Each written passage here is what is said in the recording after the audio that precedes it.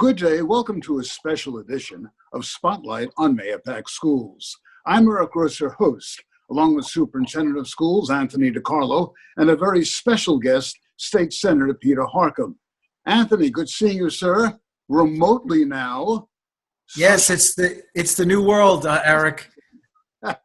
Social distancing at new lengths. That's correct. And I just want to take an opportunity. I know that we did our spotlight a number of weeks ago, and believe it or not, the time has flown by, and it's now April 6th. And I want to just take the opportunity once again to thank our staff, our incredible group of technologists who are working behind the scenes to allow remote learning to continue. We're waiting for the governor's, next update coming probably the end of this week or next week about whether or not we're going to be out longer. I would assume we will be. As we're taping this, I know that the governor is looking at the curve and whether or not we're at the curve or not, but I would assume at least minimally, Eric, we're talking about at least for the rest of the month of April, and then I'm sure we'll get guidance from there. Our special guest today, State Senator Peter Harckham. I know you want to thank the senator for all of his efforts. Yes, very, very much so, Eric. The work that went behind the scenes and getting this done is incredible, and I just want to thank the senator and for all that he's done and everybody that came in contact with him to make it happen, because it just doesn't happen with one individual, it happens with several. So I want to thank him for that. Well, through the magic of technology, State Senator Peter Harckham, welcome to Spotlight on Mahopac Schools. Well, Anthony, has promised, our distinguished guest today is State Senator Peter Harckham. Senator, welcome. Thank you. Pleasure to be here. Anthony, I know you want to thank the senator on behalf of all residents in the Mahopac School District for some amazing legislation that he introduced and was approved by the governor just the other day. Yes, thank you. So, Senator Harckham, we can't thank you enough. Myself, the Board of Education, the entire Mahopac community, but especially our students and our faculty, all your hard work in making this come to fruition. I know it wasn't easy. I know there's been a lot of time and effort that have been put into this. We came up to Albany, we spoke with you, and we can't thank you enough. This means a lot to our district, especially during these difficult times, not only this year, but for many years to come. And again, we thank you so very, very much. Well, you're very welcome. I'm sorry it was kind of a circuitous route to get there, but better late than never. I'm glad we were able to get it done, and a lot of thanks goes to the Education Chair, Senator Shelley Mayer, as well as the Majority Leader, Senator Andrea Stewart-Cousins, both of whom got involved, as well as the governor directly. So there's a lot of credit and thanks to go around. Well, I'd like to thank them also very, very much so, because it's a partnership, and it can't be done without a group of people coming together to do what's right ultimately for students on a mistake that was made 12 years ago, and we can't thank you enough, because it's going to have a major impact not only this year but for many years moving forward. So again, thank you so very much. You're welcome, and that's what we're conscious of. I mean, obviously it would have been a whack to the taxpayers, but ultimately it also would have impacted the students.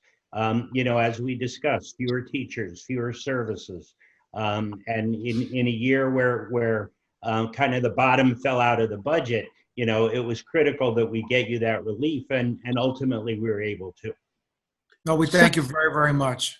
Senator, on another note, how is the state aid situation shaping up now for schools throughout Putnam County? We were able to maintain funding at 2020 levels. So, education and healthcare are the two biggest slices of the budget, and seeing as how the economy really shut down as we got into the budget, we knew we needed to cut in big places, but we prioritized education. We kept the foundation aid basically at last year's levels. I think Mahopac even got a slight increase in both foundation aid and building aid, but essentially we were able to hold it to last year's levels, which was quite an accomplishment given the deficit. Anthony, once again, I know you want to thank the senator and Assemblyman Byrne, Assemblywoman Sandy Galiff, and State Senator Sue Serino for their efforts as well. Yeah, again, it's a collective effort. It just doesn't happen in isolation, Eric. And to all our local senators and assembly people who were able to allow this to happen, I thank them very, very much. And I'm sure the senator will be there if something should happen on the other side, or we got to be supportive of them. I mean, our support, I know the senator's support would be there. But just a note on the budget. It's going to be a very, very difficult budget year because, as you know, as the senator mentioned, it's status quo. However, the governor is looking at quarterly revenues from the state. So we have to really make sure we go into this process, making sure that we are cautious, that we have some monies available should those revenues not come in, because what we don't want to have, Eric, happen is come January that we'd have to let teachers and programs go. So we're working hard. I think the April 30th deadline and a new run from the governor will go a long way to see where we're at. But we're going to make sure we can do everything possible to keep things status quo. There'll be some pain, but we're hoping that that pain is manageable, and that the great programs and the directions that we've gone over the last 3 years, we can continue to keep those programs where they need to be. So again, I want to thank the governor and all those assemblymen and senators who were behind making this happen. Well, before we let Senator Harckham go, Anthony, Senator, are you relaxing at all this week? No, there's no such thing as relaxing. Unfortunately, a lot of our constituents have been impacted by COVID-19. So a lot of calls about people looking for unemployment assistance, small business assistance. So our staff is incredibly busy. Even though they're all working remotely, our phones are going directly to their personal cell phones. And last week we fielded over 300 calls from constituents needing assistance. Well, Senator, once again, we thank you so very much for joining us today, and be well. Happy Easter and happy Passover, and just enjoy.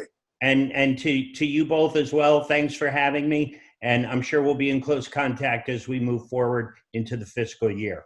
Yes, thank you, Senator, very much again for everything. You're very welcome. Good to see you both. Same here.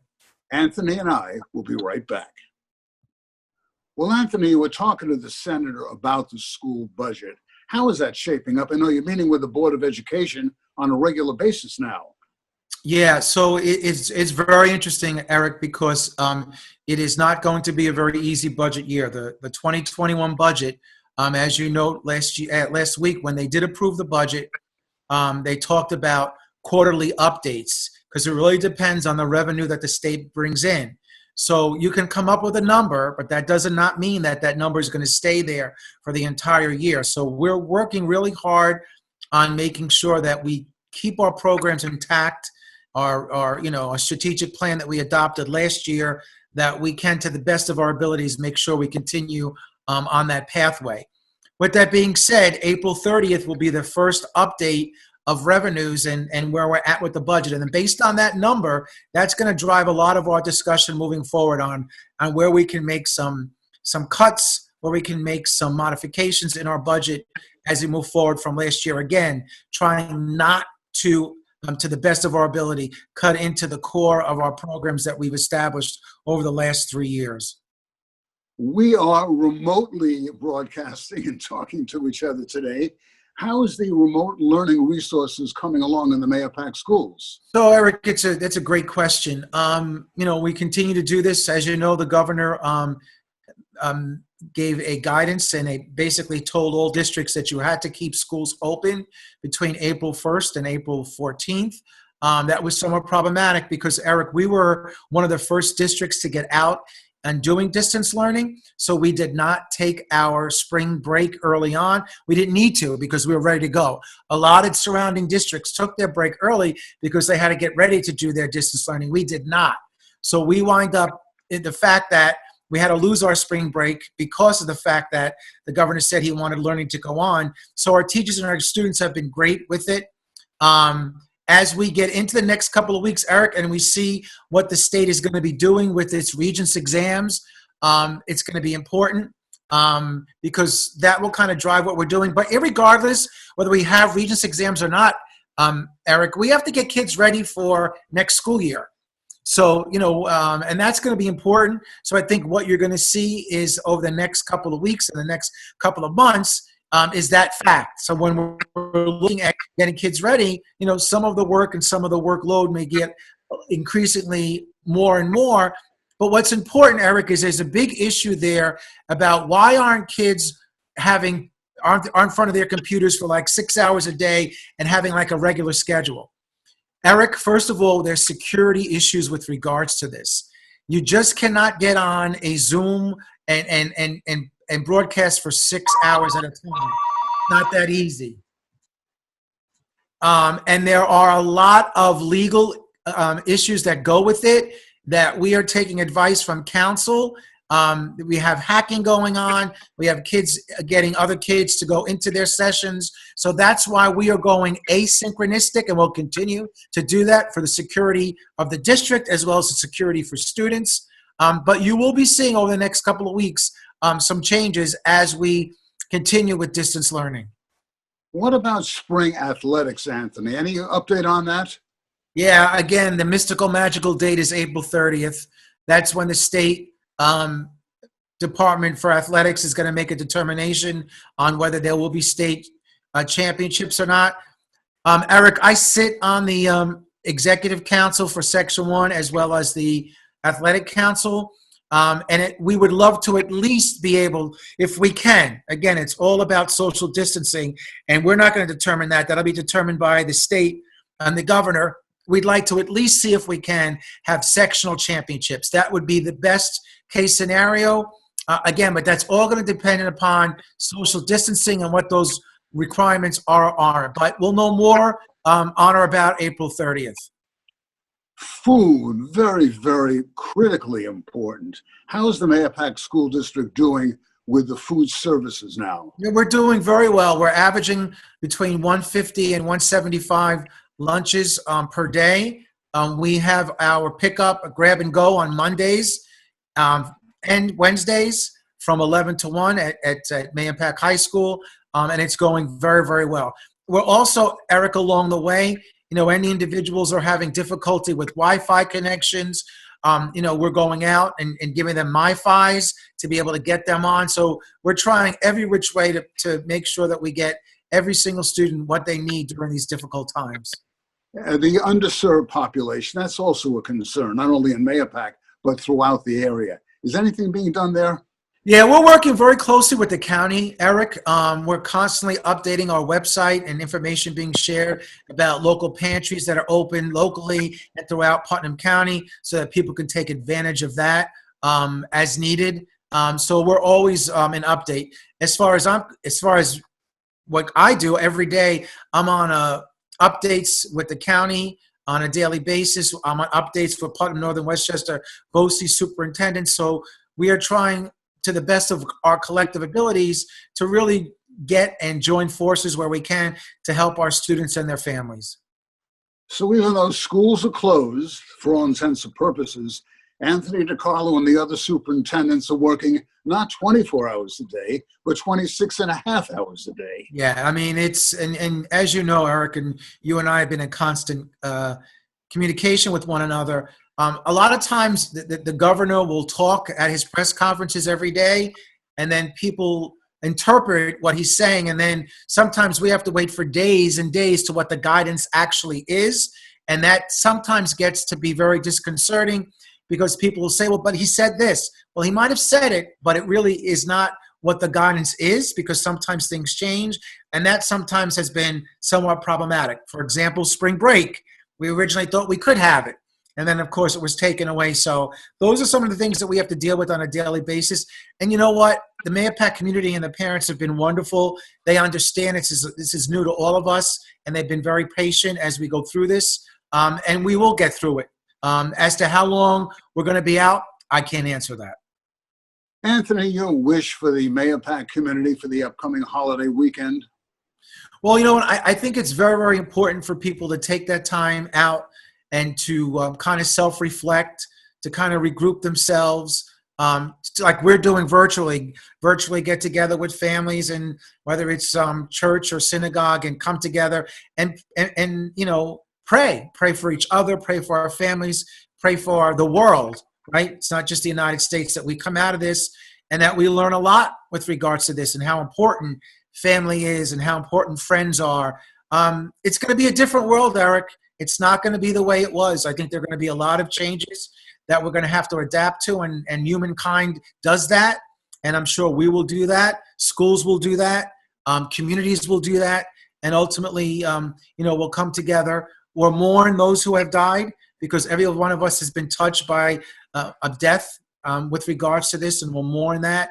And then we'll pick ourselves up.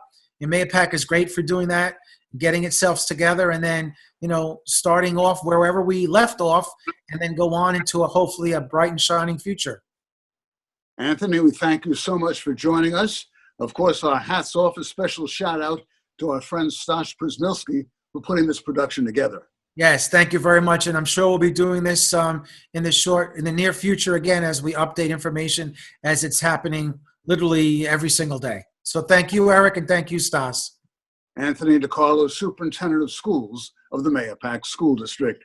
You've been listening to a special edition of Spotlight on Mahopac Schools. I'm Eric Gross. Until next time, bye-bye now. Be safe. Have a great holiday. We'll see you all next time.